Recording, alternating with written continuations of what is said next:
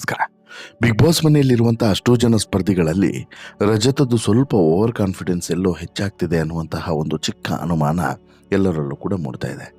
ಕಾರಣ ಏನು ಅಂತ ಹೇಳಿದ್ರೆ, ಈ ಶನಿವಾರದವರೆಗೆ ನಡೆದಂಥ ಆಟ ಒಂದು ಕಡೆ ಆದರೆ, ಶನಿವಾರ ಮತ್ತು ಭಾನುವಾರ ರಜತ್ ಆಡಿದಂಥ ಪ್ರತಿಯೊಂದು ಮಾತುಗಳು ಆತನ ಓವರ್ ಕಾನ್ಫಿಡೆನ್ಸನ್ನು ಎತ್ತೆತ್ತಿ ತೋರಿಸ್ತಾ ಇತ್ತು.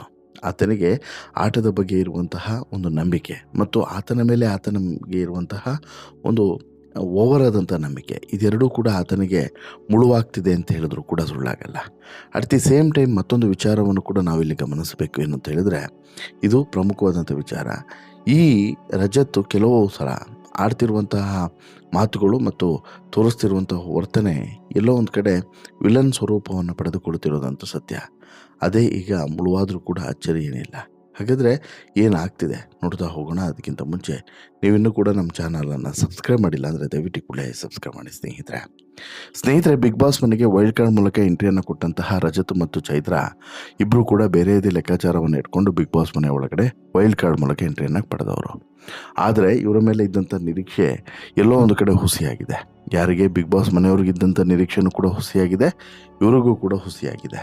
ಆದರೆ ಇಲ್ಲಿ ಗಮನಿಸಬೇಕಾಗಿರುವಂಥ ಅಂಶ ಏನು ಅಂತ ಹೇಳಿದ್ರೆ, ಯಾವಾಗ ಬಿಗ್ ಬಾಸ್ ಇಂಥದ್ದೊಂದು ಈ ಕ್ರಮವನ್ನು ತೆಗೆದುಕೊಳ್ತೀನಿ ಅಥವಾ ಈ ವೈಲ್ಡ್ ಕಾರ್ಡ್ ಮೂಲಕ ಇವರೊಬ್ಬರನ್ನು ಕಳಿಸ್ಕೊಡ್ತೀನಿ ಅಂತೇಳಿ ಲೆಕ್ಕಾಚಾರವನ್ನು ಹಾಕಿ ಕಳಿಸಿದ್ರೋ, ಆ ಲೆಕ್ಕಾಚಾರ ಎಲ್ಲೋ ಒಂದು ಕಡೆ ಮೊದಲ ವಾರ ಸಕ್ಸಸ್ ಆಗಿದೆ ಅಂತಲೇ ಹೇಳ್ಬೋದು. ಯಾಕೆಂತ ಹೇಳಿದ್ರೆ, ರಜತ್ ಬಂದಿದ್ದು ಮತ್ತು ಚೈತ್ರ ಬಂದಿದ್ದು ಬಿಗ್ ಬಾಸ್ ಮನೆಯಲ್ಲಿ ಎಲ್ಲವನ್ನು ಕೂಡ ಶಾಂತಿ ಸಂಯಮದಿಂದ ನಡೆದುಕೊಳ್ಳುವಂತೆ ಮಾಡೋದಕ್ಕೆ ಅಲ್ಲ.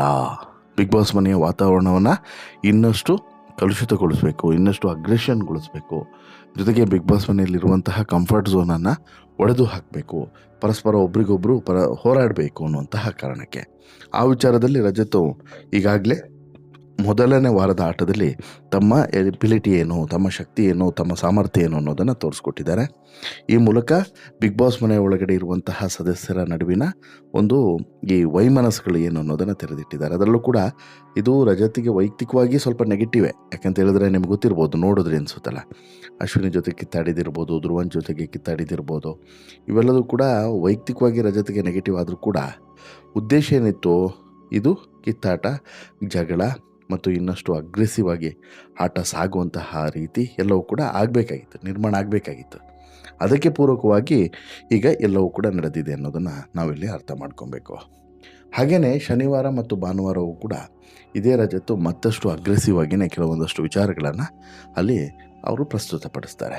ಏನು ಈಗ ಫಾರ್ ಎಕ್ಸಾಂಪಲು ರಜತ್ ಬಗ್ಗೆ ಬಂದಂತಹ ಬೇರೆ ಬೇರೆ ಅಭಿಪ್ರಾಯಗಳು, ಈಗ ಅಶ್ವಿನಿ ಕೂಡ ಸೇರಿದಂತೆ ಎಲ್ಲರೂ ಕೂಡ ಬಿಗ್ ಬಾಸ್ ಮನೆಯ ಒಂದಷ್ಟು ಜನ ಮಂದಿ ಏನೋ ಒಂದು ರೀತಿಯಲ್ಲಿ ನೆಗೆಟಿವ್ ಅಭಿಪ್ರಾಯವನ್ನು ಇಟ್ಟಿದ್ದಾರೆ.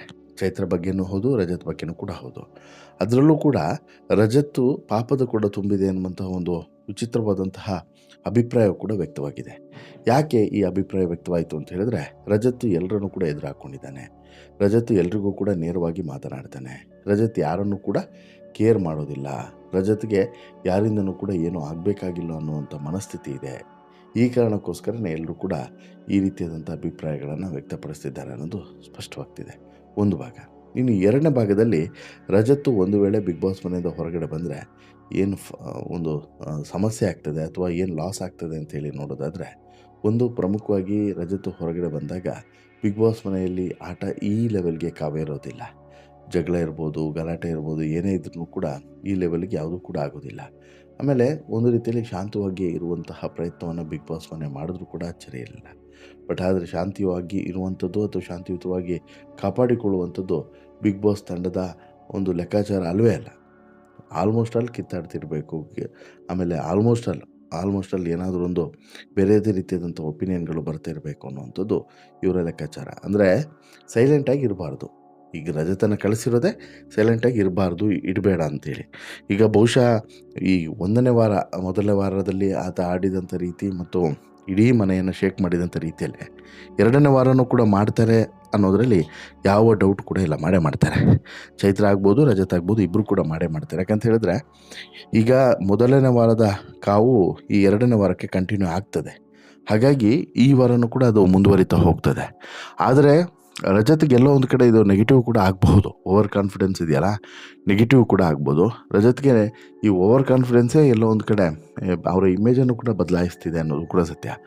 ನೋಡಿ ಆಲ್ಮೋಸ್ಟ್ ಆಲ್ ಅವರು ಯಾರ್ಯಾರಿಗೆ ತಿರುಗಿ ಬಿದ್ದಿದ್ದಾರೋ ಎಲ್ಲರೂ ಕೂಡ ಅದೇ ರೀತಿಯಾದಂಥ ಅಭಿಪ್ರಾಯವನ್ನು ವ್ಯಕ್ತಪಡಿಸ್ತಿದ್ದಾರೆ. ಈ ಗಿಲ್ಲಿ ಜೊತೆಗೆ ತುಂಬ ಚೆನ್ನಾಗಿದ್ರು.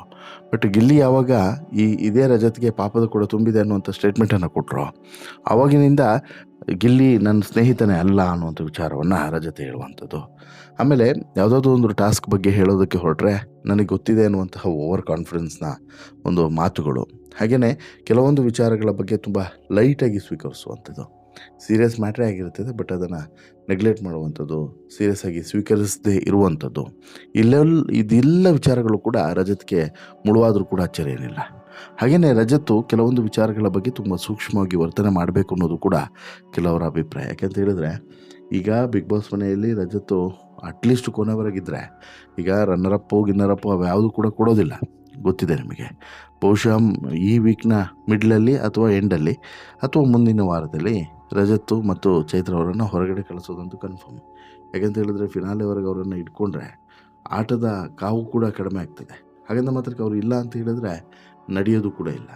ಹಾಗಾಗಿ ಬೇಕು, ಬಟ್ ಯಾವ ರೀತಿ ಹೇಗೆ ಅದನ್ನು ಕೂಡ ನೋಡಿಕೊಳ್ಬೇಕು ಅನ್ನುವಂಥದ್ದು ಈಗ ಬರ್ತಿರುವಂಥ ಅಭಿಪ್ರಾಯ. ಬಟ್ ಒಂದಂತೂ ತಿಳ್ಕೊಳ್ಳಿ, ರಜತ್ನ ಓವರ್ ಕಾನ್ಫಿಡೆನ್ಸೇ ರಜತ್ಗೆ ಮುಳುವಾದರೂ ಕೂಡ ಅಚ್ಚರಿ ಏನಿಲ್ಲ. ಯಾಕಂತ ಹೇಳಿದ್ರೆ ರಜತ್ಗೆ ಜೋರಿದೆ ತಲೆಯಲ್ಲಿ, ನಾನು ಈ ಹಿಂದಿನ ಸೀಸನಲ್ಲಿ ಇದ್ದವನು, ನನಗೆಲ್ಲದೂ ಕೂಡ ಗೊತ್ತಿದೆ, ಇಂಥದ್ದೊಂದು ಅಭಿಪ್ರಾಯ ಜೋರಿದೆ. ಹಾಗಾಗಿನೇ ಇಲ್ಲಿ ರಜತ್ ಬಗ್ಗೆ ಎಲ್ಲರೂ ಕೂಡ ಆಕ್ರೋಶವನ್ನು ಹೊರಗಡೆ ಹಾಕ್ತಿರುವಂಥದ್ದು. ಗಿಲ್ಲಿಗೆ ಚಾಲೆಂಜ್ ಹಾಕಿದ್ದಕ್ಕೆ ಇಲ್ಲಿ ಗಿಲ್ಲಿ ವಾಪಸ್ ಚಾಲೆಂಜ್ ಹಾಕ್ತಾನೆ.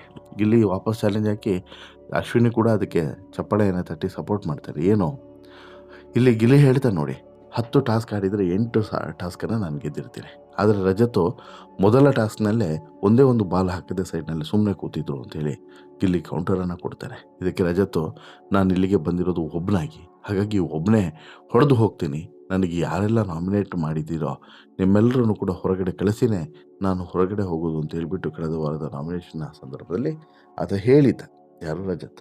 ಬಟ್ ಇದಕ್ಕೆ ತಿರುಗೇಟಾಗಿ ಗಿಲ್ಲಿ ಹೇಳ್ತಾರೆ, ಇಲ್ಲ ಸರ್, ಆತನನ್ನು ಹೊರಗಡೆ ಕಳಿಸಿನೇ ನಾನು ಹೊರಗಡೆ ಹೋಗೋದು ಅಂತೇಳಿ ಗಿಲ್ಲಿಯೂ ಕೂಡ ವಾಪಸ್ ಕೌಂಟರನ್ನು ಕೊಡ್ತಾರೆ. ಇದು ಭಾರಿ ದೊಡ್ಡ ಚಪ್ಪಾಳೆಗೆ ಕಾರಣ ಆಗ್ತದೆ. ಯಾಕಂತ ಹೇಳಿದ್ರೆ ಸಾಮಾನ್ಯವಾಗಿ ಇಂಥ ಕೌಂಟರ್ಗಳು ಎಲ್ಲರೂ ತಲೆಗೂ ಕೂಡ ಹೊಳೆಯೋದಿಲ್ಲ. ಹೊಳೆದಂತಹ ಕೌಂಟರ್ಗಳನ್ನು ಇಲ್ಲಿ ಒಂದು ರೀತಿಯಲ್ಲಿ ಬಳಸಿಕೊಳ್ಳಲೇಬೇಕಾಗುತ್ತೆ ಅನ್ನೋದು ಕೂಡ ಸತ್ಯ. ಇನ್ನು ಈ ವಾರ ಬಿಗ್ ಬಾಸ್ ಮನೆಯಿಂದ ರಜತ್ ಮತ್ತು ಚೈತ್ರ ಹೋಗಬೇಕಾಗಿತ್ತು, ಬಟ್ ಸೀಕ್ರೆಟ್ ರೂಮ್ ಅನ್ನೋಂಥ ಕಾನ್ಸೆಪ್ಟ್ ಬಂದಿದ್ದರಿಂದ ಉಳಿಸ್ಕೊಂಡಿದ್ದಾರೆ ಮತ್ತು ಇನ್ನಷ್ಟು ಅಗ್ರೆಸಿವ್ ಆಗಿ ಆಟ ಆಡುವಂತೆ ಸೂಚನೆಯನ್ನು ಕೂಡ ಕೊಟ್ಟಿದ್ದಾರೆ. ಬಟ್ ಅದು ವರ್ಕೌಟ್ ಆಗುತ್ತಾ ಇಲ್ವಾ ಅನ್ನೋದು ಗೊತ್ತಾಗಬೇಕು ಅಂತ ಹೇಳಿದ್ರೆ ಇನ್ನೂ 2-3 ದಿನ ನೀವು ಕಾಯಲೇಬೇಕು. ಬಟ್ ಓವರಾಲ್ ಆಗಿ ನಿಮಗೇನು ಅನಿಸುತ್ತೆ ಸ್ನೇಹಿತರೆ? ರಜತ್ ಅವರ ಓವರ್ ಕಾನ್ಫಿಡೆನ್ಸು, ಚೈತ್ರ ಅವರ ಓವರ್ ಮಾತುಗಳು ಎಲ್ಲೋ ಒಂದು ಕಡೆ ಅವರ ಆಟಕ್ಕೆ ಮುಳುವಾಗ್ತಿದೆ ಅಂತೇಳಿ ನಿಮಗೂ ಕೂಡ ಅನಿಸುತ್ತಾ? ದಯವಿಟ್ಟು ನಿಮ್ಮ ಅಭಿಪ್ರಾಯವನ್ನು ಕಮೆಂಟ್ ಮಾಡಿ ತಿಳಿಸಿ. ಜೊತೆಗೆ ಈ ಶೋ ಇಷ್ಟ ಆಯಿತು ಅಂತ ಹೇಳಿದ್ರೆ ಲೈಕ್ ಮಾಡಿ, ಶೇರ್ ಮಾಡಿ, ಚಾನಲ್ಗೆ ಸಬ್ಸ್ಕ್ರೈಬ್ ಆಗೋದನ್ನು ಮರಿಬೇಡಿ. ಧನ್ಯವಾದ.